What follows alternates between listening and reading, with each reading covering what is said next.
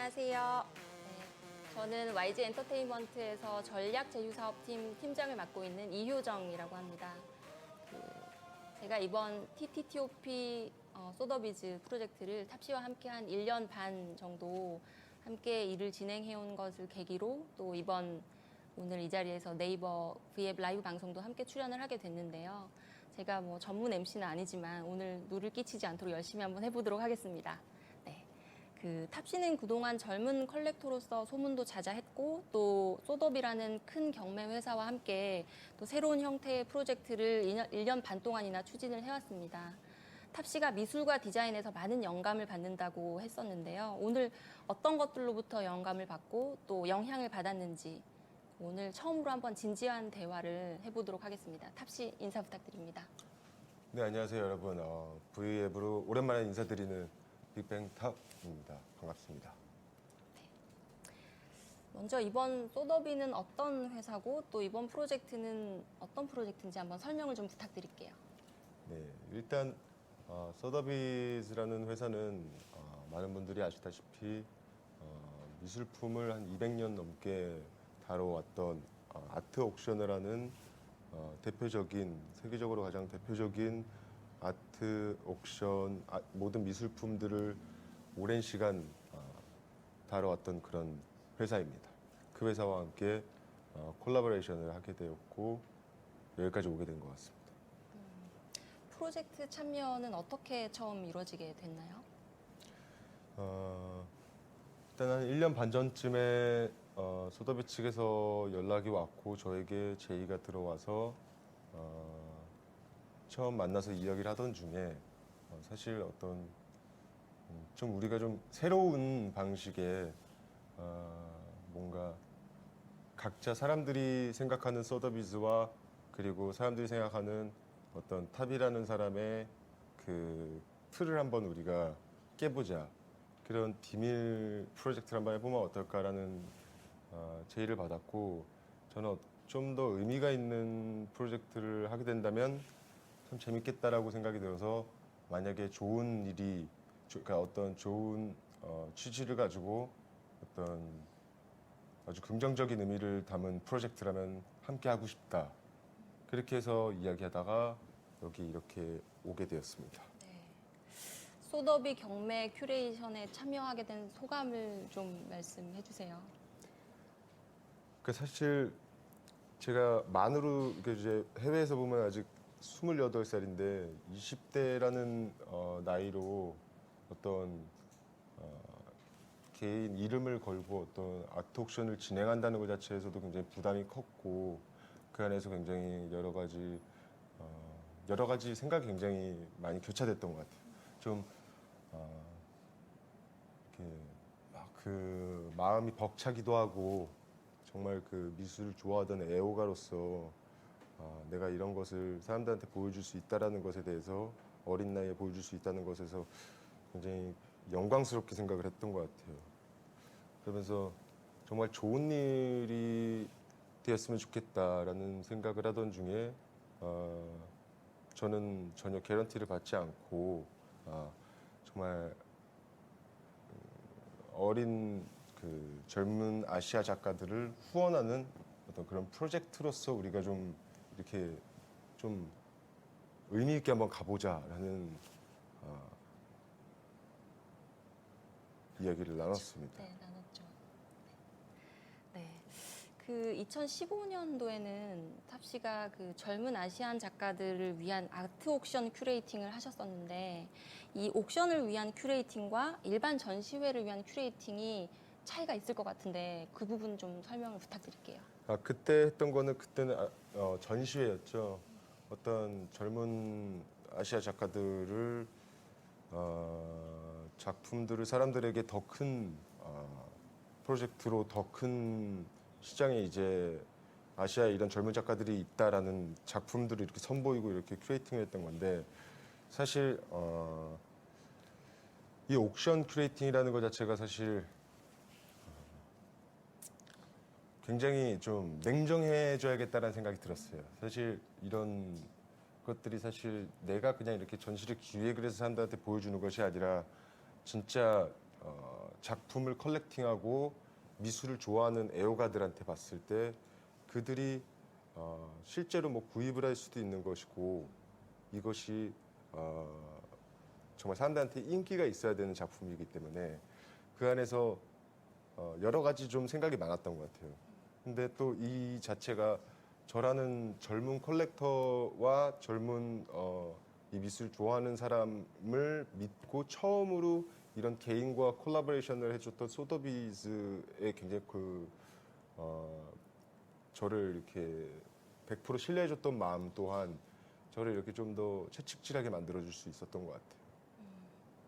개인적으로 의미가 더 있으셨겠네요. 예, 네. 의미가 있었죠. 네. 이렇게 그 탑씨가 이번 아트 프로젝트를 통해서 그 잠재력 있는 콜렉터들에게는 어떤 영향을 주고 싶으신지 좀 궁금해요. 어떤 영향을 준다기보다는 사실 기존 제가 보여주고 싶었던 거는 두 가지였던 것 같아요. 그냥 젊은 세대의 사람들과 더 어린 친구들에게는 어떤 사실 미술이나 어떤 디자인이나 뭐 이런 것들이 우리가 자주 듣는 음악처럼 사실 굉장히 그게 어렵다고 생각하면 굉장히 어려울 수도 있지만 예를 들면은 여러분들이 요즘 좋아하시는 젊은 세대가 좋아하는 랩 음악들도 왜 우리 어머니 아버지 세대가 들으시기에는 굉장히 어렵잖아요. 랩을 못 따라 하시고요. 근데 그거 자체가 사실 쉽게 생각하느냐 그냥 즐기느냐 안 즐기느냐인데 그냥 정말 쉽게 즐길 수 있는 것이고 그냥 좋은 게 좋은 거라고 생각을 하거든요. 그러니까 그런 거를 그냥 쉽게 좀 더 저라는 중간 사람이 하는 입장은 젊은 사람들한테 좀 더 보다 쉽게 그냥 미술이 줄 수 있는 아름다움이 그 친구들한테 좀 더 아름다운 영향을 이렇게 마음속에서 좀 아름다운 영향을 좀 주지 않을까. 그랬으면 좋겠다. 그런 감동을 내가 느꼈던 감동을 좀 줬으면 좋겠다라는 생각을 했고 그리고 좀 연령이 있으셨던 아주 오래된 미술 컬렉터나 아주 오래된 미술 전문가분들한테 보여주고 싶었던 거는 그냥 진짜 젊은 사람의 취향으로서 젊은 컬렉터가 보는 또 다른 관점 그리고 또 다른 그냥 진짜 젊은 취향을 이렇게 보여주고 싶었던 것 같아요. 그러니까 좀 어떻게 보면 항상 기존에 나오던 아트 옥션이나 기존에 나오는 뭐 모든 그런 컨텐츠들이 보면은 항상 그 어느 정도는 이렇게 룰에 갇혀 있다라는 것을 느꼈거든요. 그래서 정말 좀 과감하게 여러 가지를 좀 섞어서 좀 거장들의 작품과 아직 좀 아주 많이 활발하게 알려지지 않았던 젊은 작가들이 함께 섞였을 때 어떤 앙상블을 보여줄 수 있는지 그런 무대를 좀 만들어 보고 싶었던 것 같습니다. 네. 그 해외 전시나 아트페어 참가도 매우 열심히 하고 있다고 알고 있는데요. 최근에 방문한 뭐 미술관이나 아트페어가 혹시 있으신가요?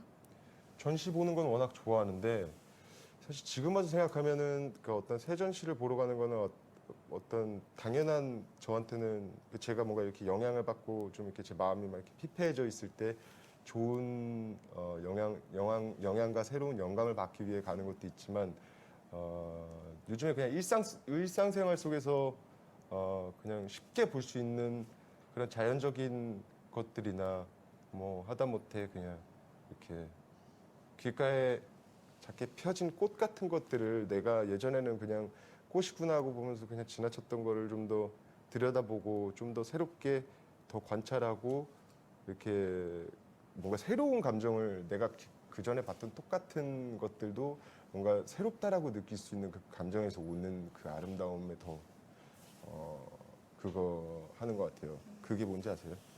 단어가 생각이 안 나네. 감동. 그거 예. 감동. 네. 감동 그렇죠. 예. 그 컬렉션과 미술 작품에 있어서 어떤 것에 더 중점을 두시는지, 어떤 것에 가장 중점을 두는지 좀 궁금해요. 근데 이 컬렉션이라는 것은 사실 그냥 저한테는 어떻게 보면 되게 신중한 것 같아요. 그냥 사실 진짜 꼭 나랑 같이 살아야 되는 것, 그러니까 나와 함께 생활할 수 있는 것들이 같이 있어야 되는 거기 때문에 저는 되게 신중한 편이고 그냥 항상 또 어떤 작품들은 내가 봤을 때 예를 들면은 그냥 신발처럼 친구가 신었을 땐 너무 멋있고 너무 그 어떻게 저런 특이한 신발이 있지 이런 신발이 있는데 막상 내가 신으면 이상할 것 같은 신발들 있잖아요. 그러니까 그런 거는 되게 그냥 감상하는 게 좋은 것 같아요. 네. 탑씨는 아무 신발이나 다 잘 어울리실 것 같은데 그런 신발이 있으신가 봐요. 아니, 없어요. 안 어울릴 것 같은. 다 안 어울려요. 저. 네. 그 가장 좋아하는 한국 작가와 해외 작가를 꼽으신다면? 근데 그 질문이 항상 전 제일 어려운 게 너무나도 많아서 꼽기가 좀 힘든데 아무래도 한국 작가로 보면 저희 이제 외가 쪽으로 올라가다 보면은 김한기 선생님도 있으시고 그리고 이인성 선생님도 계시고 근데 그분들이 굉장히 전혀 다른 화풍의 전혀 다른 그런 작가이기 때문에 그 두 작가님의 그림을 되게 어릴 때부터 보면서 좋아했던 것 같아요. 그 젊은 작가 중에서는 탑 여기 TTTOP 서더비스에 나왔던 박진아 작가님 그림 되게 좋아해요. 네. 그리고 해외 작가님 중에서는? 해외 작가 중에서는 마크 브래포드라는 작가도 되게 좋아하고요. 그리고 루돌프 스팅글도 좋아하고 또 너무 많아가지고 네. 젊은 작가 중에서 태국 작가 중에서 코라 크릿이라는 분도 있고 아마 저랑 나이가 뭐 한 살 차이밖에 안 날 거예요. 그리고 베트남계 덴보라는 작가도 있고 네. 네. 그렇다면 오늘 소개해 주실 작품들은 어떤 것들이 있는지 좀 소개를 해주세요. 네. 자 이게 오늘 이 자리가 사실 그 한 1년 넘게 준비해왔던 그런 이 프로젝트의 작품을 처음 보여드리는 자리이기 때문에 저도 사실 굉장히 긴장을 많이 한 것 같아요. 네. 네.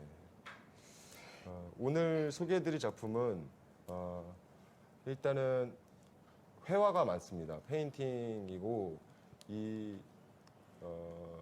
다 회화는 아니지만 28개가 저희 그 프로젝트에 있는데 28개라는 로트 넘버를 정한 것은 작품이 28개라는 거는 제가 28살이라는 어떤 그런 또 상징적인 거를 좀 소더비즈와 그거를 한번 해봐도 재밌겠다라는 생각 때문에 그렇게 모아오게 됐습니다.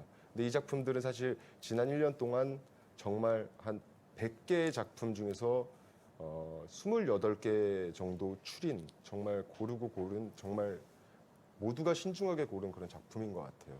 네. 네.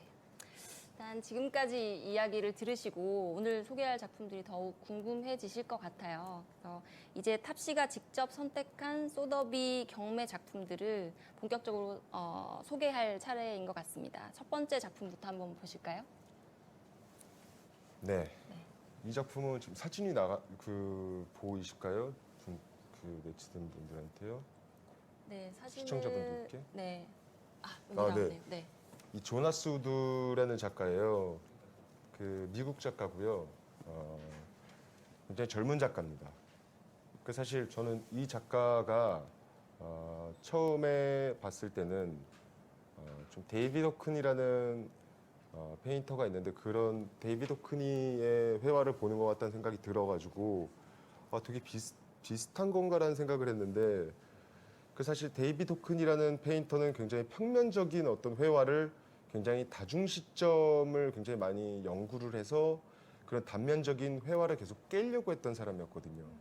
근데 이 작가는 이렇게 보면은 컬러감이나 이런 게 굉장히 경쾌하고 독특한 컬러들을 쓰는데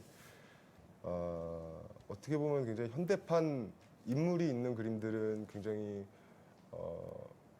오히려 더 이렇게 되게 현대판 초상화 같기도 하고 그 포트레이트나 이런 것들이 그 모든 것들이 굉장히 다이렉트하고 직선적이에요. 그래서 저도 처음에는 좀 적응이 안 됐던 것 같은데 그게 이게 보면 볼수록 이게 진짜 좀 이 다이렉트한 게 어떻게 보면 예전 작가들은 굉장히 어떻게 하면 회화를 2차원에서 3차원, 3차원에서 4차원의 시점, 사람들에게 어떤 것들을 이렇게 바꿔서 보여줄까라는 거를 이렇게 고민을 하던 게 가장 작가들한테 가장 큰 고민이었는데 이 사람은 이렇게 다이렉트하게 표현하는 것이 어떻게 보면 굉장히 그 세련된 것 같다라는 생각을 했어요. 근데 이 사람이 예를 들어서 어떤 공간을 그렸을 때 굉장히 일상적인 공간을 그려요. 자기 자신의 아이의 방도 그리고 어떤 사무실도 그리고 그런 그림들을 그리는데 그 그림 안에 있는 공간에 놓여진 어떤 가구 위에 올려진 화병이나 그리고 어떤 장식품들 그런 것들이 항상 있는데 공간감이 사람이 이게 어디 원근감이 무엇이고 뭐 어떤 공간감이 있는 거지라는 거를 되게 헷갈리게 만들어요. 너무 다이렉트해서 그 안에 또 예를 들어서 집에 어떤 장롱이 있으면 그 위에 화병이 있고 그 위에 또 그림이 걸려 있게 그리는데 그 안에 있는 그림도 저 그림은 또 어떤 그림일까라는 궁금증 갖게 하는 어떤 인물들이 항상 그려져 있거나 그 모든 공간을 뒤죽박죽 섞어놔요. 다차원적인 각도. 네. 그게 되게 재밌어서 계속 들여다보게 만드는 매력이 좀 있는 것 같아요. 근데 또 웃긴 거는 이 사람이 그리는 어떤 인물이 들어있는 그런 포트레이트 그림들은 그림자도 없어요. 그러니까 이게 진짜 이 그림의 이 공간에서 빛이 어디서 나오는 건지 또한 그냥 무시를 해버리는 게 오히려 사람들한테 되게 다이렉트한 표현 방법이 전 되게 세련된다고 생각을 해요. 얘기를 듣다 보니까 저도 이분의 포트레이트를 한번 보고 싶다라는 생각이 들 정도로 지금. 네, 근데 네. 그 포트레이트보다 전 사실 이 시리즈를 더 좋아하는 게 일본인 아티스트의 와이프가 있어요. 그 이분의 와이프가 와이프. 네 시오쿠 사카라는 어떤 그 세라믹을 만드는 작가입니다. 근데 그 세라믹을 만드는 여성 작가가 본인의 와이프가 만든 그 세라믹 작품을 이렇게 그림으로 그려요. 이렇게 다이렉트하게요. 그러니까 그거 자체가 너무 전 예쁜 것 같아요. 그냥 그런 어떤 서로 영감을 주고. 그러니까 이런 거 안에서도 사실 되게 단순할 수도 있는데 이런 되게 또 어떻게 보면 굉장히 좀 이런 경쾌한 컬러들이 좀 자칫 잘못하면은 좀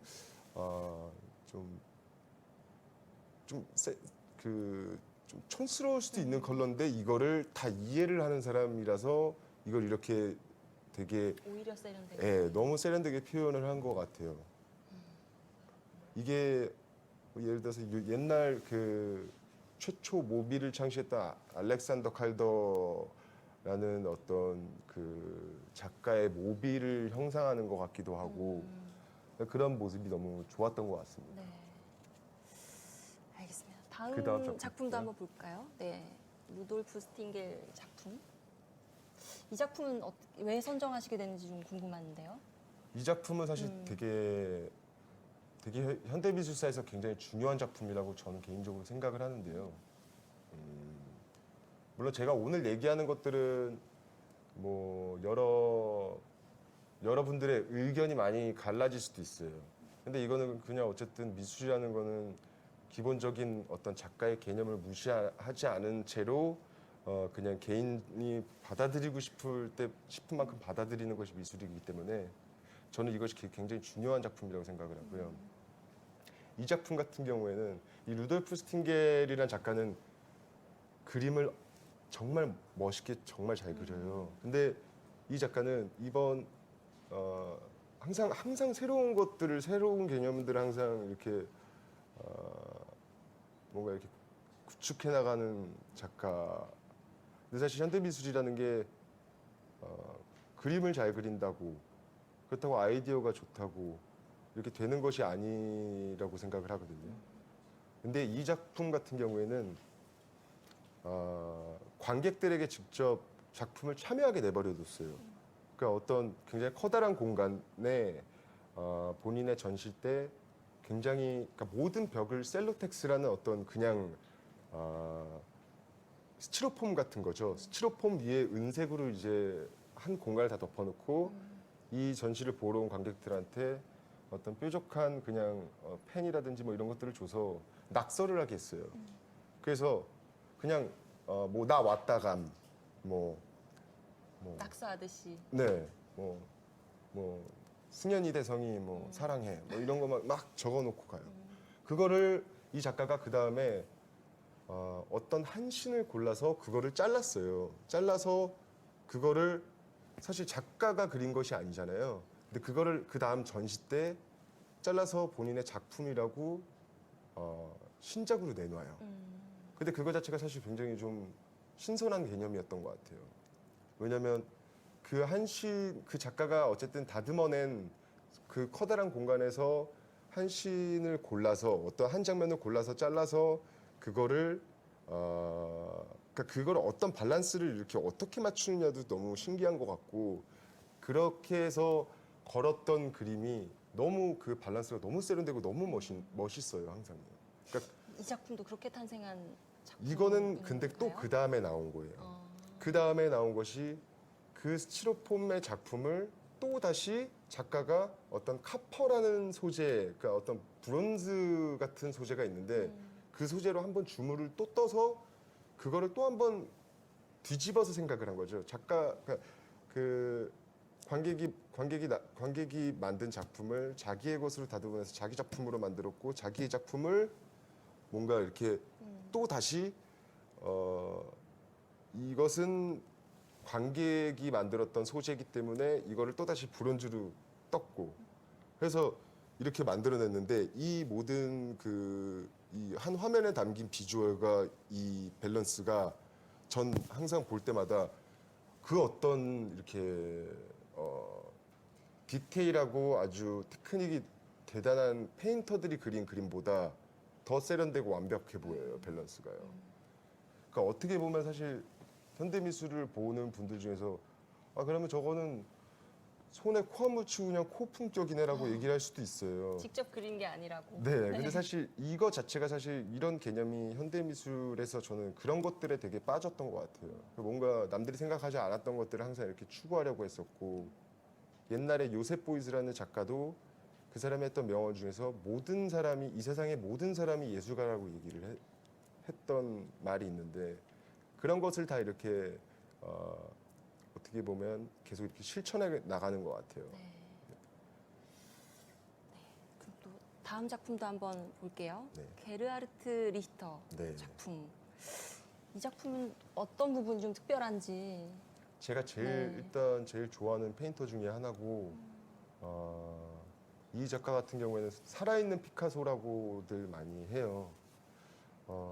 가장 전 세계에서 가장 거장이라고 부르고 모든 작가들이 안티가 없는 작가고 이 사람은 60년대부터 사진과 회화에 대해서 끊임없는 연구를 하면서 회화가 가진 어떤 그 한계가 무엇일까라는 거를 굉장히 연구를 하면서 생연구도 굉장히 많이 했던 것 같아요. 그래서 60년대, 70년대 그렸던 그림들을 보면 본인이 찍었던 사진을 그림으로 담았는데 어떻게 미세하게 끝 부분을 항상 흐리게 그려서 이것이 이렇게 그 그림들을 이렇게 들여다보고 있으면 이게 사진인지 그림인지 알 수가 없어요. 그러니까 그 정도로 디테일하고 그 정도의 테크닉과 그 정도의 어떤 그 천부적인 페인터인데 이 시리즈 같은 경우에는 이게 80년대 말부터 이 시리즈가 나오기 시작합니다. 80년대 말부터 나왔던 이 앱스트랙, 이 추상 시리즈는 나는 원래 불확실한 것을 좋아하고 규정이 없는 것을 좋아한다라고 항상 인터뷰 때 얘기를 했던 이 작가가 굉장히 과감하게 스키지라는 그냥 나무 막대기로 물감을 원래 사실 작가가 그림을 그리면은 그림을 그려야 되는데 이걸 물감을 그냥 밀어서 그냥 이렇게 흔적을 지운다라는 개념을 만든 거예요. 네. 뭔가 밀린 것 같은 느낌이 있어요. 예, 그냥 네. 막대기로 대고 그냥 물감을 칠한 다음에 막대기로 그냥 그림을 이제 긁어내고 또 좀 이따가 다른 색깔 덮어서 또 긁어내고 이러는데 근데 또 웃긴 게 항상 이분 작품을 뭐 리히터를 너무 잘하시는 분들도 많겠지만 항상 보면 저게 그림이야라고 사람들이 처음에 생각할 수도 있겠지만 실제로 보면 이 사람은 왜 리히터라고 하는구나라는 거를 정말 느끼실 수 있을 거예요.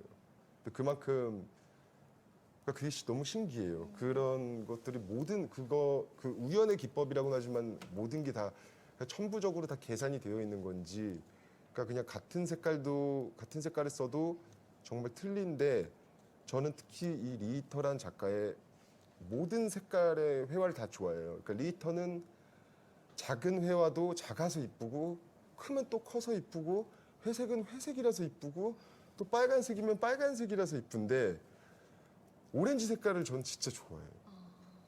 그리고 그러니까 이 사람이 쓰는 색깔은 좀 다른 작가들이랑 쓰는 색깔이랑 좀 틀린 것 같아요. 좀 오묘한 느낌이 있나 봐요. 네, 미술관에 가시게 되셔서 꼭 보시면 좋을 것 같아요. 제가 얘기했던 어떤 60년대, 70년대 가장 대표적이었던 그 풍경화라든지 네.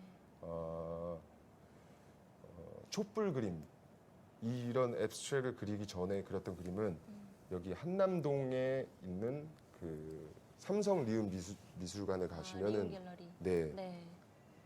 정말 좋은 작품이 걸려 있습니다. 게르하르트 리터의 작품, 예전 작품을 볼 수 있는. 감동하실 거예요. 네. 시간 되면 저도 한번 가봐야 되겠어요. 네. 네. 저 가끔 너무 갑니다. 궁금해져요. 네. 아, 그렇구나.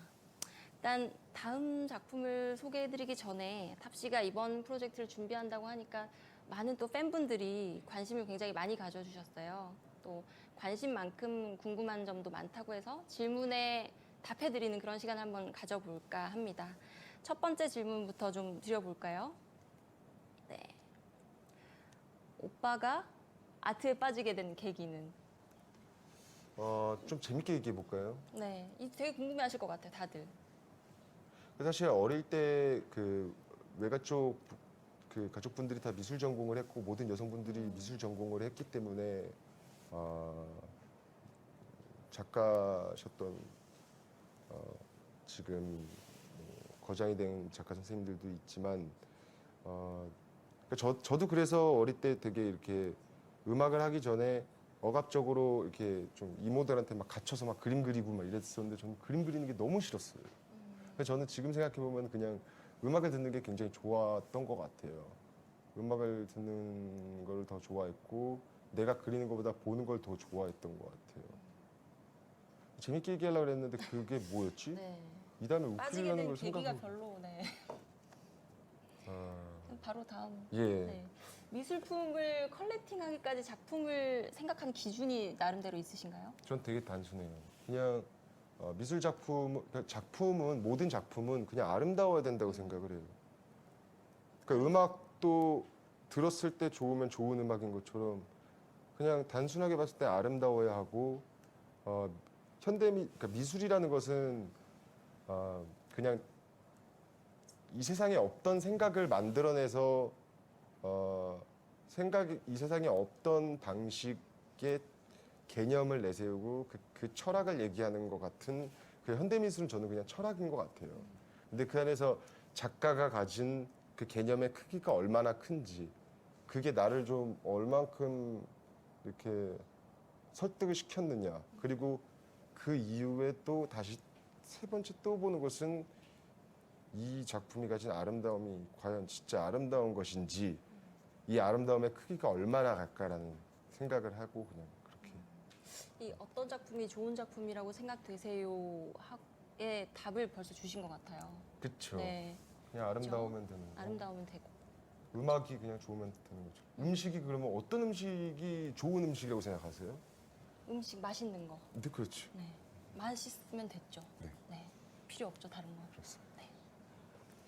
알겠습니다. 미술과 디자인이 오빠에게 어떤 영감과 영향을 주나요? 네. 그 사실 저는 시각적인 것에서 되게 이렇게 여러 가지 좀 영향을 많이 받는 것 같아요. 그 때로는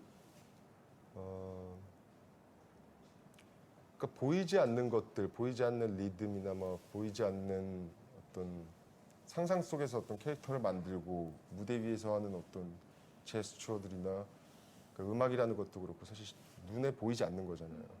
근데 예전부터 아주 옛날 미술사를 봤을 때도 미술 작가들은 추상파나 어떤 모든 작가들이 얘기하는 것들은 이거는 무엇을 생각을 하면서 무엇에 영향을 받아서 그림을 그리셨냐라고 물으면 미술 작가들은 항상 공통되게 얘기하는 것이 있어요. 음악이라 그래요. 그냥 음악을 상상하면서 그려서 이렇게 이런 회화를 만들었다고 해요. 그렇기 때문에 어떻게 보면 반대로 저는 그런 작품들을 봤을 때 그들이 만들어낸 어떤 저한테 이렇게 새로운 아이디어를 힌트를 주는 그런 뭔가 이렇게 악보를 보는 것 같기도 하고 어떤 그런 철학의 내가 새로 써야 되는 가사의 어떤 그 새로운 표현 방식을 보는 것 같기도 하고 그런 것에서 되게 영감을 받는 것 같아요. 저희가 지금 조금 뒤에 소개할 작품들도 많아서 조금 빨리빨리 한번 진행해 볼까요? 네네네. 그 콘서트에서 솔로 무대에서 항상 몬드리안 옷을 입는데 무슨 특별한 의미가 있나요? 저도 사실 이게 되게 궁금했거든요. 빨리 하면 되죠? 네, 빨리 해주세요. 네. 그래서 저는 어릴 때부터 몬드리안 회화를 너무 좋아했고 나이가 들수록 보면 볼수록 너무 좋고 그냥 가장 마지막에 죽기 전에 갖고 싶은 작품이 몬드리안의 회화예요. 죽기 전에. 근데 뭐 둔다다랑 뭔가 좀 이어지는 개념이 있는데 그거를 설명하면 너무 길어지니까 그냥 얘기 안 할게요. 궁금하신 분들한테는 네. 다음으로 네, 넘어가시죠. 네, 다음으로 알겠습니다. 자, 네, 이어서 다음 작품들 좀 소개를 해볼게요. 이번에 소개해주실 작품들은 좀 어떤 걸까요? 이번에는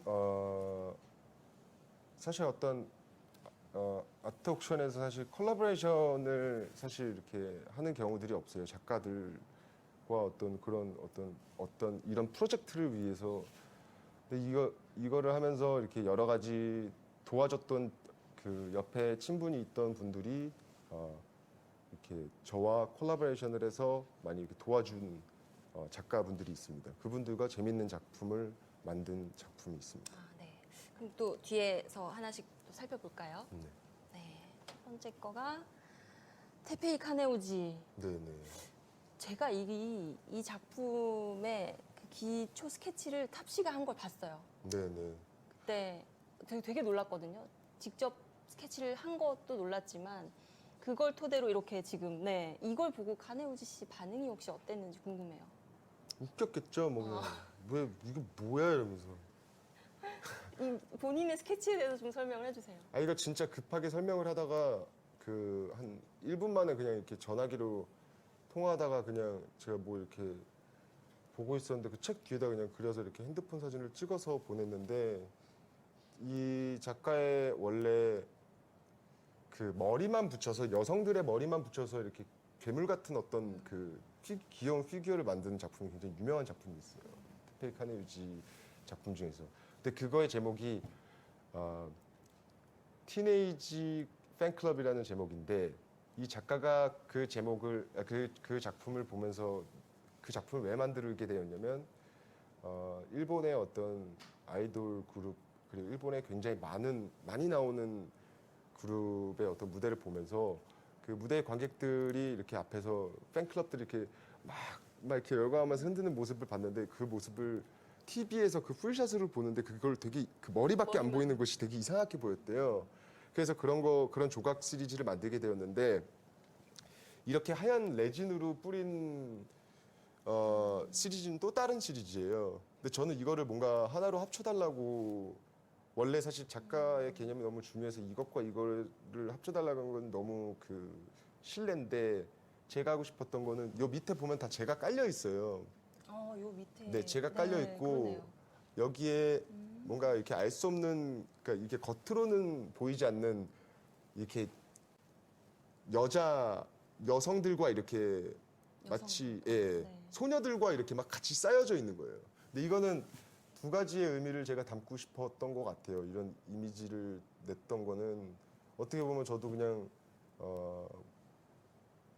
이렇게 보이 그룹의 그냥 한 사람으로서 어떻게 보면 내가 이들한테 깔려 있는 것처럼 보일 수도 있는 거고 사실 이 함께 이렇게 차곡차곡 쌓여져 있는 게 친구들끼리 뭔가 햄버거 한다고 하죠. 이렇게 막 몸 놀이, 쌓고 햄버거 놀이. 그런 것 같아 보이기도 하고 또 상상하는 사람이 상상하는 마음 안에서 그 어떻게 너무 사랑하기 때문에 몸을 뒤섞는 것 같기도 하고 근데 그 위에 이렇게 그냥 하얀 레진이 뿌려져 있는 거는 이게 뭔가 이렇게 뭔가 그들만의 세계에 아무도 밖을 안으로 들여다볼 수 없는 세계 같아 보이면 되게 재밌겠다라는 신비주의적인.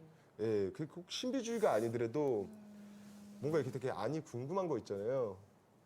그렇게 해서 이렇게 작가님이 만들어 주셨습니다. 되게 마음에 드세요. 본인이 의도한 대로 표현이 된 것 같으신지. 제가 생각했던 것보다 너무 더 아름답게 나온 것 같아요. 네. 다음 거 볼까요? 네, 다음 거 볼게요. 코에이나와 작품. 이것도 지금 탑시 그 둠다다 때 모습 그 피규어를 네. 바탕으로 만들어진 거죠. 예, 이 코에나와 작가는 저와 굉장히 절친한 분이고 이분이 했던 개념의 어떤 항상 미디어라는 게 항상 있는데 이 둠다다의 개념과 굉장히 비슷한 것들이 있어요, 사실요. 그래서 그건 전 사실 이분이랑 항상 만나서 굉장히 어느 순간부터인 게 뭔가 이렇게 되게 이렇게 뭐라고 해야 되지? 소울메이트라고 해야 되나? 교감을 많이 예, 되게 교감을 많이 해요. 서로 그런 어떤 추구하는 세계도 비슷한 것 같고 이게 그 픽셀이라는 시리즈인데 결국에는 이 픽셀이라는 게 사실 이런 TV 화면을 계속 확대해서 보다 보면은 이 되게 작은 점 네모나거나 같은, 아니면 네. 동그란 점들로 이제 이루어진 거잖아요. 근데 우리들은 그런 미디어에 이렇게 감춰진 것들을 그런 단면만 보고 살아간다는 거 현대 시대는 그러니까 그런 것들을 이 작가는 그렇게 표현을 하기도 하고 어떻게 보면 이 하나하나의 이 비즈, 이 크리스탈이 우리가 보고 싶은 세상만 보는 그냥 각자 다른 미디어나 아니면 우리가 핸드폰으로 맨날 사진을 찍는 그런 카메라 렌즈가 될 수 있는 거예요. 그러니까 그런 것들로 사람들이 보고 싶은 세상을 그러니까 내가 보고 싶은 대로 그 모든 살아있는 것들을 다 그냥 가둬버린 거죠. 근데 이게 저는 둠다다 내용도 춤튀가 죄송합니다.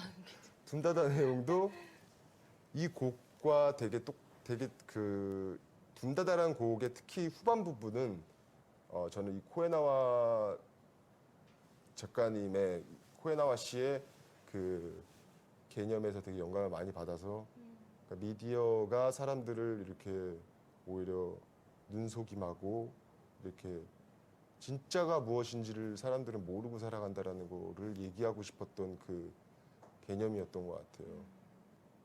저는 이 방울방울 안에 무슨 의미가 있나 했는데 되게 많은 게 담겨 있네요. 생각이.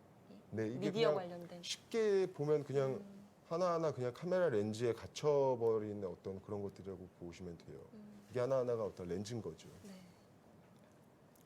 보고 싶은 데만 이렇게 그냥 보는 거죠. 사람들은 여기만 보고 싶으니까 이 사람 여기밖에 못 보고 여기밖에 못 보고. 이거 실제로 보면 진짜 이쁘겠다, 그죠? 그죠. 네.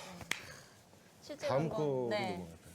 다음 거, 네. 무라카미 타카시 작품, 네. 같이 콜라보를 하셨고, 제목이 좀 특이해요. 네. To sleep or not to sleep? That is the question. 이게 지금 셰익스피어 햄릿의 네. 명대사를 약간 패러디한 것 같은 느낌인데, 혹시 제목을 같이 지으셨어요? 네, 그 죽느냐 사느냐 그것이 문제로다.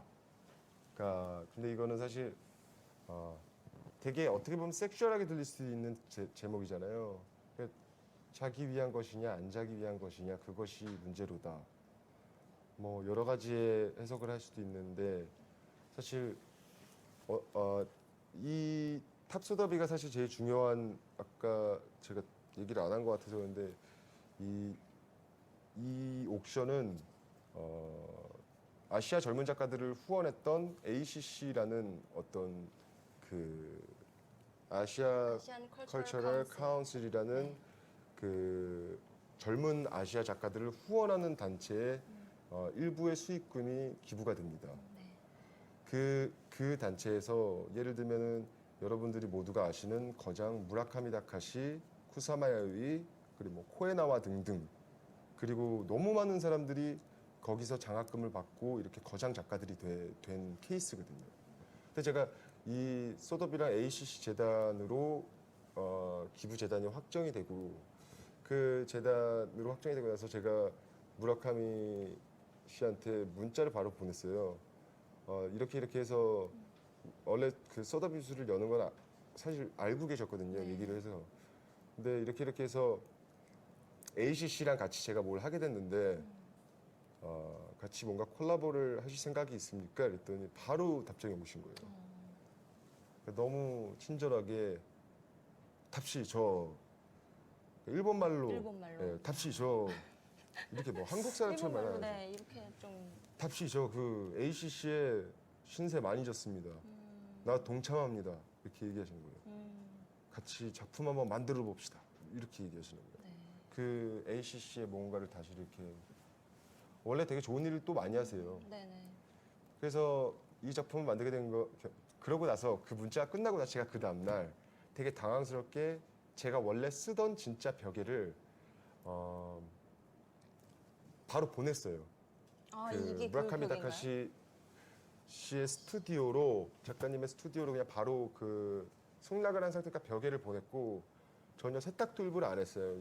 한 3년 동안 쓴 건데 중간에는 뭐 세탁을 했겠지만 뭐 수많은 머리카락과 뭐 눈물, 콧물 채취가 예. 네, 다 있네요. 뭐 여러 가지가 있을 겁니다. 근데 그거를 지우고 보내면은 그게 의미가 없을 것 같아서 그걸 보냈을 때 벽에를 받고 나서 문자가 온 게 이게 뭡니까 이러시는 거예요. 네.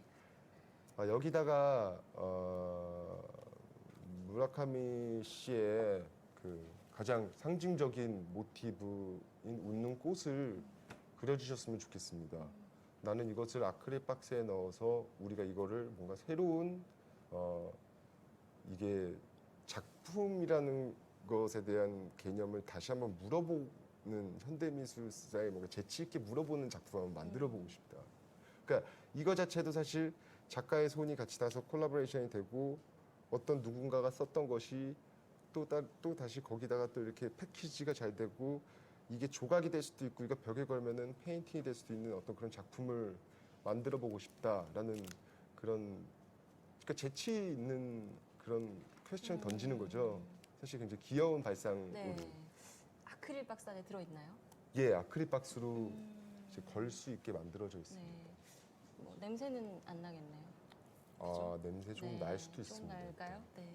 근데 이게 사실 옛날에 원래 한 시간이 많이 없나요? 시간 네, 괜찮을 900 것 같아요. 1910년도에 원래 많은 분들이 아시다시피 굉장히 그 보수적인 시대 때에 뭐 예를 들면 앙리 마티스나 피카소 같은 페인터들이 굉장히 훌륭한 페인터들이 있었을 때 마르시에 디샹이라는 사람이 어떤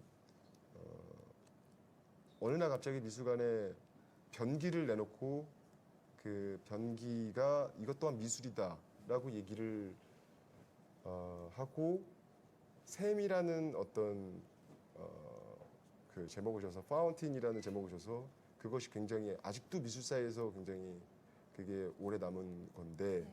그것을 이게 또 진지하게 따라한 것은 아니고요. 이제 재치 있게 그런 개념들이 몇 번 있었어요. 예를 들면은 제프 쿤스라는 작가도 80년대에 미국의 유명한 어떤 그냥 유명 브랜드의 진공 청소기들을 여러 개를 세워놓은 다음에 그냥 그거를 작품으로 내놓은 것이 굉장히 미술사에 굉장히 충격이었거든요.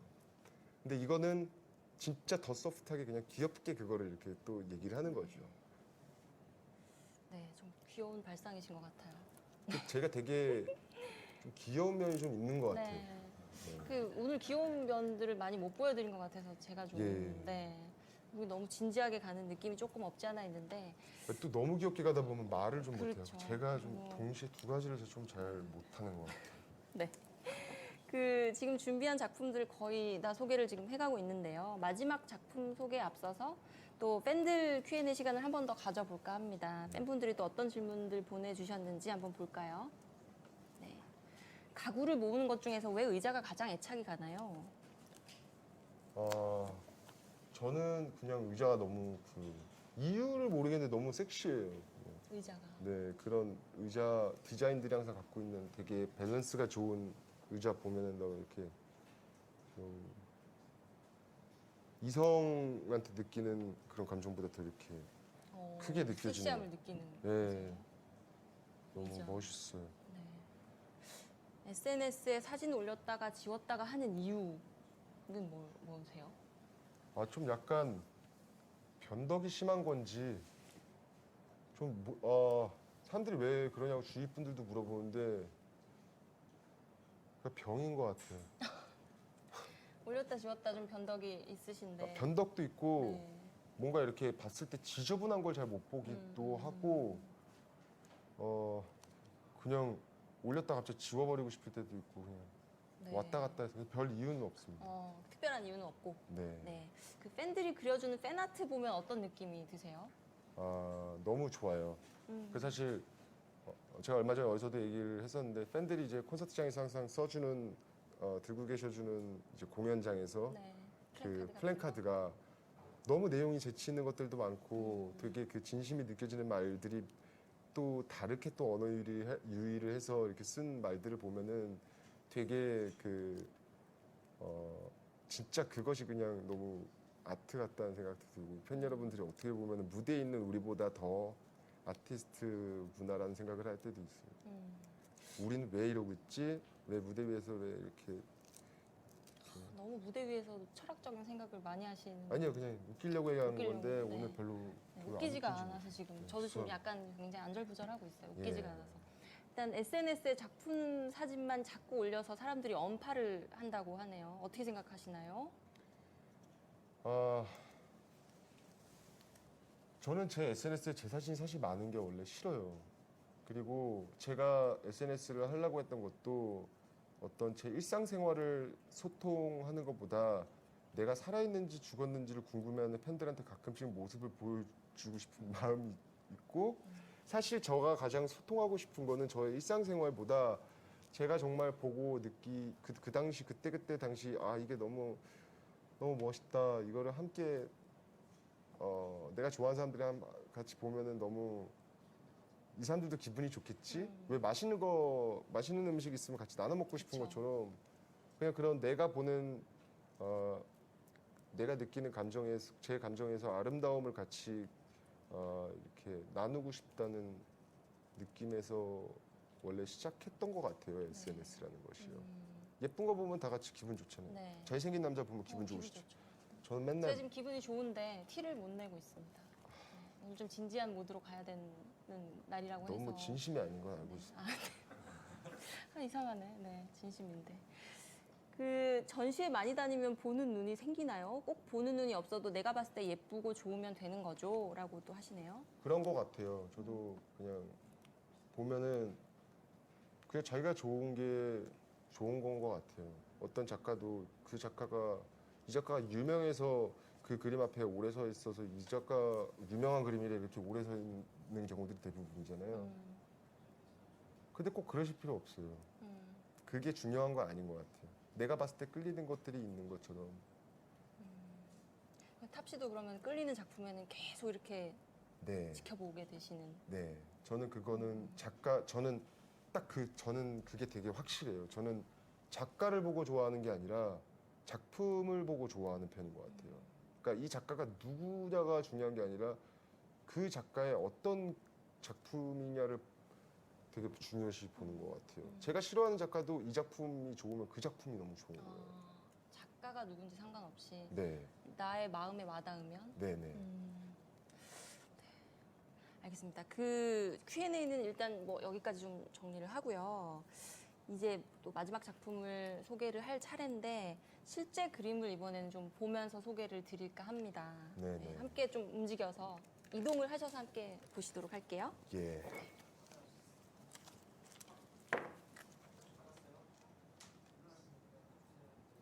일어나십시오. 이 생방송 생방송입니다. 제가 맨날 공연만 해가지고 네. 방송에 오랜만에 나와가지고 이게 적응해야 돼. 제가 만약 중간에 도망치면 이게 방송 사고가 되는 거죠? 그럼 이제 저 혼자 사고 수습이 안 된 채로 끝이 나겠죠. 사실 오늘 이 자리 지금 이 V앱을 시청하시는 여러분들께 이 작품들이 모여진 전시장을 여러분들이 지금 이 순간 처음 보시는 겁니다. 그 어느 누구도 못 봤고요. 진짜 첫 공개네요. 저희가. 네. 근데 사실 시간 문제상 시간이 되면은 다 여러 가지를 여러분들께 설명해드리고 싶고 그런 욕심이 있는데 왜냐면 네. 이런 진지한 얘기들을 이렇게 여러분들한테 이렇게 해드릴 경험들이 많이 없었기 때문에 그리고 사람들이 왜 그 팬분들은 항상 저한테 왜 이거 왜 이게 왜 이뻐요? 왜 이렇게 징그러운 거 왜 돼지 얼굴 막 왜 올렸어요? 막 이렇게 얘기하시는데 대답을 한 번도 못했죠, 네, 진짜. 제가 걷다 대고 얘기하기도 좀 그렇고 네.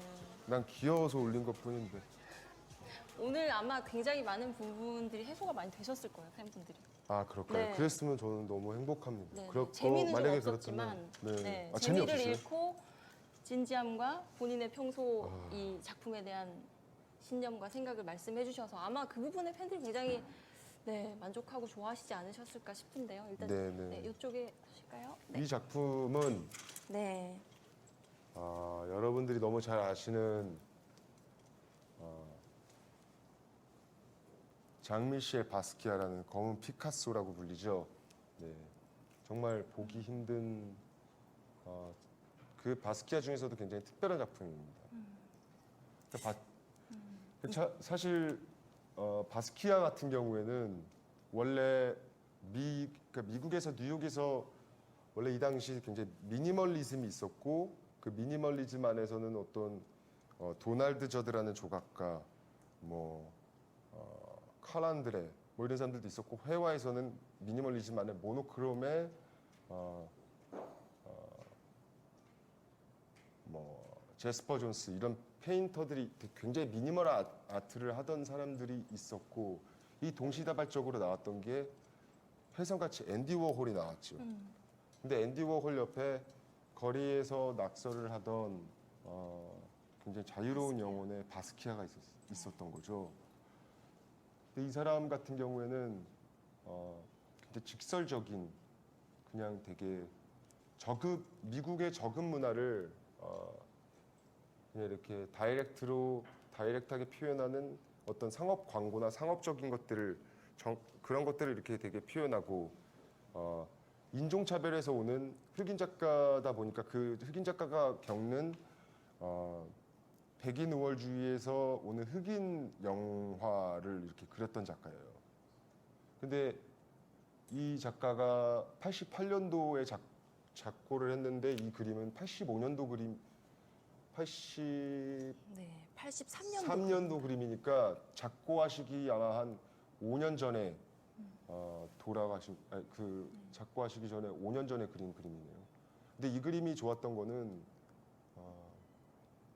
원래 바스키아 그림들을 보면 굉장히 항상 아픔이 좀 있어 보이고 좀 되게 무서운 형상들이 좀 있어요. 그렇죠. 근데 전 사실 그런 거를 되게 그러니까 개인적인 취향이니까 어디까지 저는 그런 것들을 그렇게 좋아하지는 않거든요.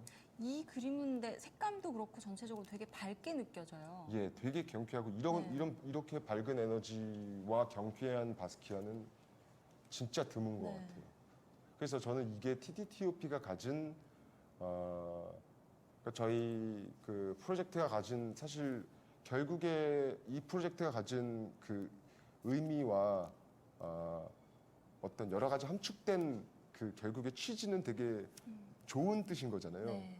그렇죠. 그래서 그 TTTOP 셋업이랑 되게 잘 어울린다는 생각 때문에 이 작품을 꼭 정말 힘들게 갖고 오고 싶어 했던 것 같아요. 네. 그리고 이 제목이 아마 러시아의 뭐 저격병이라는 뜻으로 될 거예요. 한국말로는요. 인펀트리. 네. 그래서 이런 데 보면은 뭐 붐, 뱅 막 이렇게 써 있어요. 네. 근데 이게 저는 되게 그냥 빅뱅한테 되게 그러니까 제가 빅뱅이니까 되게 의미가 있어 보였어요. 이 작품을 보면 사람들이 되게 그러니까 또 한편으로는 되게 저희가 되게 어렸을 때 그러니까 지금도 어리지만 왜 데뷔 초창기에 막 힙합 있고 막 힙합 소년들처럼 나왔을 때 막 이렇게 에너지가 막 넘치고 뭐 지금은 사실 그렇게 풋풋하진 않잖아요. 그래서 소년의 빅뱅 같은 느낌이 막 되게 나면서 되게 이렇게 뭉클하더라고요. 그 에너지가 넘치고 막 그래서 너무 좋았습니다. 네. 그러게요. 저는 일단 바스키아 작품 중에 가장 밝고 경쾌해 보여서 아까 얘기하신 대로 네, 네. 그래서 저도 이 작품이 굉장히 신선하게 느껴졌거든요. 네, 네. 알겠습니다. 다음 작품 또 보실까요? 저쪽에 이후한 선생님 네, 작품. 이완 선생님의 작품을 보겠습니다. 네. 이 작품을 선정하신 이유는 또 어떠신지? 이 바람 시리즈 같은 경우에는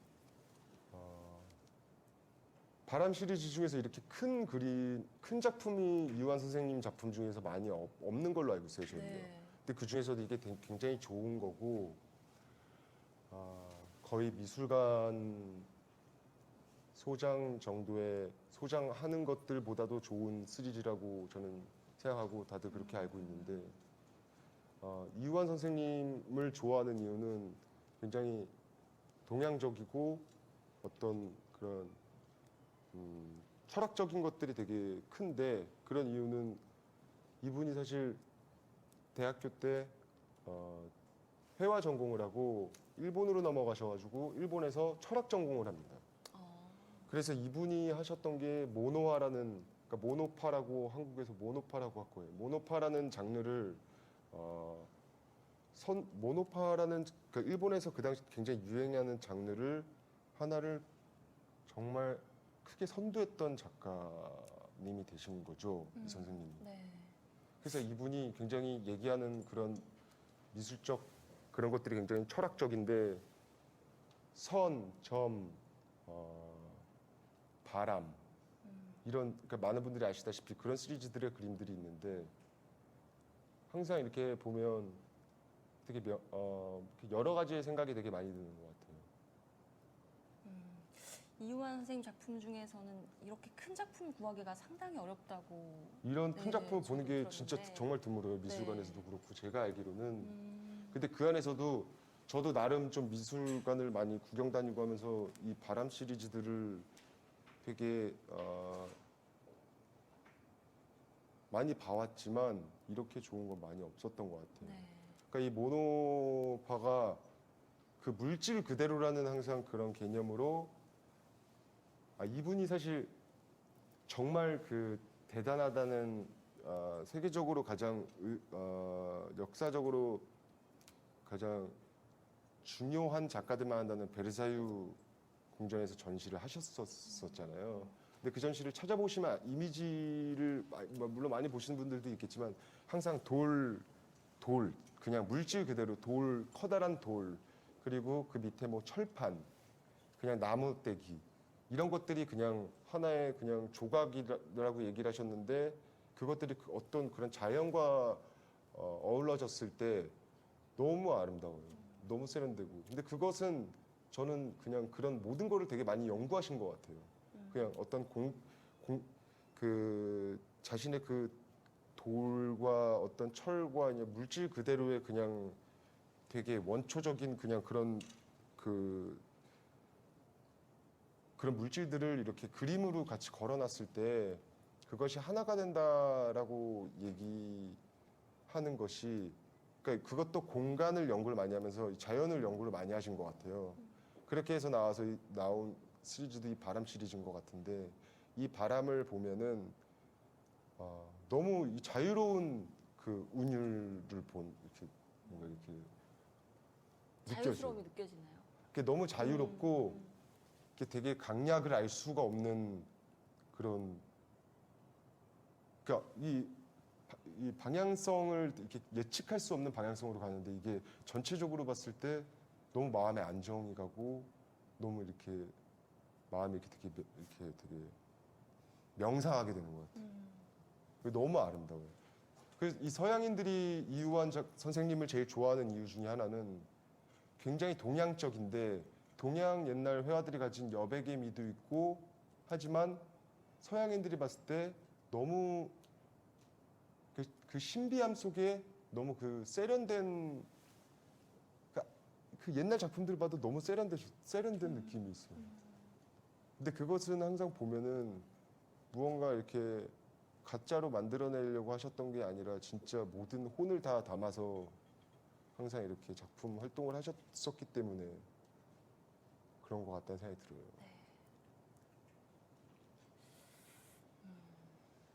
작품을 많은 분들이 한번 직접 보셨으면 좋겠다는 생각이 드네요, 정말. 예, 저도 그런 욕심이 네. 너무 있습니다. 그리고 여기 아까 잠깐 설명해 주셨던 조나스 우드 작품이 네. 있고요. 그리고 잠깐이라도 이렇게 비출까요? 네, 잠깐 한번 보여주시면 좋을 것 같아요. 실제 작품이니까.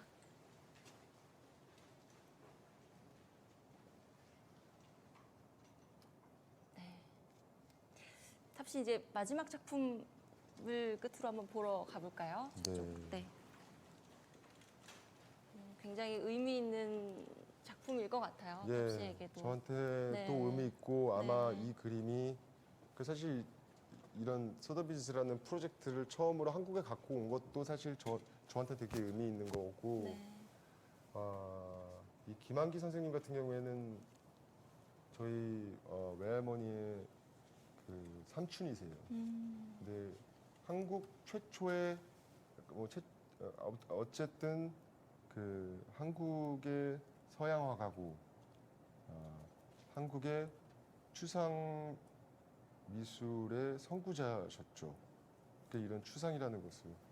근데 저는 이 그림을 너무 본 순간 이걸 너무 한국으로 갖고 오고 싶다는 생각을 했던 것 같아요. 그러니까 이거가 너무 내 프로젝트에 꼭 있으면 나 너무 행복하겠다는 생각을 했던 게 네. 많은 분들이 아시는 점화가 음. 70년대에 어디서 무엇이 돼서 다시 만나려라는 그 많은 분들이 아는 점으로 된 이렇게 점화가 있잖아요. 네. 근데 그 작품이 나오기 전에 선생님이 원래 그 고국을 너무 사랑하셔가지고 아마 56년도쯤인가 저도 정확치는 않은데 한 56년도쯤에 60년까지 한 4년 정도 파리에서 공부하고 계시다가 다시 한국으로 돌아오셨어요. 그 이유는 예술의 본질을 다시 찾기 위해 돌아왔다라고 그렇게 얘기를 하셨던 걸 저는 어릴 적에 봤던 것 같아요. 네. 그러면서 이렇게 한국적인 미를 항상 그렸고 어떤 항상 뭔가 이렇게 그리움, 한국의 어떤 도자기, 한국의 자연 이런 아름다움을 항상 그리는데 서양 사람들은 서구 모더니즘을 한국화시켰다라고 이렇게 얘기를 처음 들었던 그런 작가 선생님이죠. 근데 이 그림 같은 경우에는 보시면 아시겠지만 색감이 너무 예뻐요. 네. 색감이 블루 계열인데 어떻게 저렇게 색감을 예. 그러니까 이 한지에다가 정말- 그린 것 같기도 하고 네. 캔버스인데, 그러니까 이런 걸 보면은 정말 대단하다라고 생각을 하는 게 김한기 선생님이 말씀하셨던 게 내 작품에 나오는 블루는 그러니까 이 블루가 사실 되게 중요한 그림이거든요. 제가 생각했을 때는요. 저는 블루를 제일 좋아하기도 하고. 근데 딱 블루를 집어서 얘기하셨을 때 내가 표현하고자 하는 블루는 서양의 블루와 다른 블루, 전혀 다른 블루다. 내 작품에서 내가 표현하고자 하는 블루 컬러는 한국의 청빛이다라고 얘기했어요. 한국만의 청빛이다라고 얘기를 했는데 그거를 전 사실 어렸을 때 보면 되게 어렸을 때 이렇게 보면 책으로 보거나 이제 뭐 여러 가지 이렇게 보면 사실 그걸 되게 이해를 못했어요. 너무 중후한 느낌도 있기도 하고 어떤 그 알 수 없는 세계의 그 깊이가 사실 좀 되게 어렵다라고 생각을 했는데 저도 이제 조금은 그래도 어릴 때보다는 여러 가지 좀 마음도 성숙해지고 이제 감성이 좀 채워나가면서 이 아름다움을 되게 알게 된 것 같아요. 이게 어느 무엇보다 더 세련될 수 없는 것 같아요. 이런 컬러나 그러니까 사실 파랑새가 가진 게 어떻게 보면 희망과 어떤 이런 것들을 상징한다고 하잖아요. 네. 근데 왜 저 달을 왜 하늘색으로 그렸을까? 그러게요. 그러니까 이거는 그 추상화 같기도 한데 저는 이게 되게 초현실적인 발상인 것 같아요. 그러니까 이 그림이 갖고 있는 그 에너지도 너무 제가 보기에는 너무 뭐라고 해야 되지? 너무 긍정적이고, 네. 그러니까 정말 내가 꿈에서 보고 싶었던 네. 꿈에서 나올 법한 꿈에서, 색감이에요. 네, 꿈에서 보고 싶은 네. 꿈 꿔보고 싶은 그런 현실에서는 세상인 거예요. 볼 수 없는 컬러니까. 예. 그러니까 이런 게 너무 신기해요. 이게 네. 사실 이게 뭘까라는 생각이 밑에 바다인데 여기에 그려진 게 이게 문인지 뭔지를 문인지. 정말 궁금하게 만드는데 이게 뭔가 또 다른 공간감의 또 다른 차원의 문처럼 보이기도 하고 왜 달을 정말 이런 색깔로 그렸을까라는 생각을 했을 때 너무 신기해요. 근데 너무 아름답고. 이번 TTTOP 소더비즈에 굉장히 많은 의미가 담겨 있는 작품들이 많으셔서 예, 굉장히 저한테는 좀 의미가 있는 것 같습니다. 네. 지금 마지막 작품까지 이제 일단 다 살펴봤고요. 네. 그 마지막으로 이제 팬분들 댓글 좀 한 번만 살펴볼게요. 네네. 네. 좋아하는 예술품을 봤을 때 기분이 어떠세요? 기분이 저는 그 감정을 기억을 하려고 하는데, 어떨 때는 그 기억이 안 날 때도 있어요. 너무 정신이 나가버려가지고. 혼미할 정도로 좋은 네. 느낌. 예를 들면 제가 무대에 있을 때도 이렇게 어느 순간에 너무 그 희열을 느낄 때는 그 순간이 기억이 안 날 때도 있거든요. 뭔가 이렇게 뭔가에 씌인 것 같을 때, 그러니까 그런 뭔가에 씌인 듯한 느낌이 들어서 기억이 안 나는 순간들도 있는 것 같아요. 저는 탑씨가 무대에서 둔다다 특히 그 무대를 하실 때 뭔가 씬 것 같은 느낌이 정말 들 정도로 굉장히 네, 열정적인 모습을 굉장히 많이 봤던 것 같아요. 어떤 시인가요? 사과 시인가요? 지금 마지막으로 한번 재미를 이렇게 가미해 보려고 하셨으나 마지막 댓글을 한번 볼게요. 오빠가 죽기 전에 제일 보고 싶은 작품은? 죽기 전에 보고 싶은 작품. 죽기 전에 보고 싶은 작품이요. 아까 소장하고 싶은 거는 몬드리안 작품이셨죠? 죽기 네. 전에. 바로 여러분. 제가 여기서 어떻게 반응을 해야 되죠? 죽기 전에 죽기 전에 보고 싶은 작품은 아무래도 물론 팬 여러분들이고 내 옆에 있는 사람들이겠죠. 가족. 뭐 그래서 사실 그게 가장 기본적으로 가장 내 옆에 있는 소중한 사람들이 가장 아름다운 작품이잖아요. 저한테는. 죽고 나서도 뭐 이렇게 죽기 전에 그런 생각이 항상 들 것 같은데요. 오늘 하신 말씀 중에 제일 마지막이라서 그런지 몰라도 아. 와닿네요. 네. 감사합니다. 네. 이제 맞춰야 될 시간이 다 된 것 같아요. 지금 이제 되게 안절부절하고 계시는데, 네. 그 탑씨 오늘 방송 어떠셨어요? 좀 걱정이 되는 게 네. 제가 얘기를 하면서 너무 지루한 얘기들을 했나라는 생각이 드는데 저는 사실 어떤 다른 목적 없이 그냥 제가 항상 음악하면서 그리고 제가 뭔가 이렇게 작품을 이제 준비를 하면서 항상 이렇게 시각적으로 영감받는 것들을 그런 아름다움 제가 느끼는 그런 아름다움을 여러분들과 함께 공유를 한다면 그 마음을 조금이라도 아신다면 나는 그걸로 너무 뿌듯하겠다라는 생각을 하면서 오늘은 조금 다른 분위기로 가게 됐던 것 같아요. 네. 그 많은 팬분들이 그 마음을 아셨을 것 같아요. 아까 작품 설명하실 때 막 침까지 튀겨가시면서 저한테 네, 아까 좀 네. 뵙고 싶어서 좀 그러셨잖아요. 네. 저희가 사실 저한테. 너무 친해가지고요. 이런 농담을 네. 해도 괜찮습니다. 네, 뭐 다 이해합니다. 네. 원래 이런 애는 아니고요, 저도. 네. 죄송합니다. 아이 뭐 네. 마지막으로 또 이렇게 한 멘트도 하셔야 되고 저는 사실 네 그 오늘 약간 미술사 공부한 것 같은 느낌이 들 정도로 되게 저한테는 나름 유익했어요. 제가 물론 이제 질문을 드리긴 했지만 근데 이제 사실 제가 이 TTOP 소더비즈 프로젝트를 하기 전까지는 저는 미술 작품을 보는 거 정도에 만족하고 그런 것들만 되게 좋아했었는데 탑씨랑 프로젝트를 하고 나서는 되게 이 작품 세계에 대해서 얘기를 많이 나누고 또 이런 것들에 대해서 진지한 얘기 그리고 많이 알 수 있게 돼서 굉장히 오늘 너무너무 좋은 시간이었고요. 오늘 시청해주신 팬분들도 그런 것을 많이 느끼셨을 것 같고 의미 있는 시간이었기를 바라겠습니다. 네. 그래서 일단 뭐 오늘은 저희 방송은 여기까지인데요. 마지막으로 탑씨가 꼭 전하실 말씀이 있으시다고.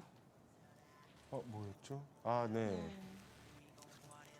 그 승리의 이 다음 주는 이제 승리 씨의 개인 방송이 있습니다. 승리세요죠? 여보세요, 제목이. 승리. 여보세요 승리세요.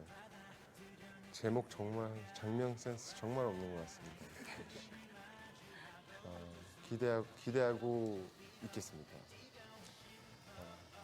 네, 오늘 너무 어떻게 보면 지루하실 수도 있었던 시간일 수도 있겠지만 여러분들께 그냥 제가 좋아하는 것들을 그냥 이렇게 보여드리고 어떤 그런 감정을 함께 제가 희열을 느끼는 것에 감정을 함께 이렇게 나누고 싶다는 생각에 이렇게 진행하게 된 것에 대해서 이렇게 전 굉장히 의미가 깊은 것 같습니다. 여러분들도 좋은 시간이셨길 바라면서 네, 그럼 저희는 여기서 인사드릴까요? 네, 인사드릴까요? 네. 네, 어떻게 뭐 이런 거 좋아. TTTOP 이거 제일 좋아하죠. 네. 좋아하시죠?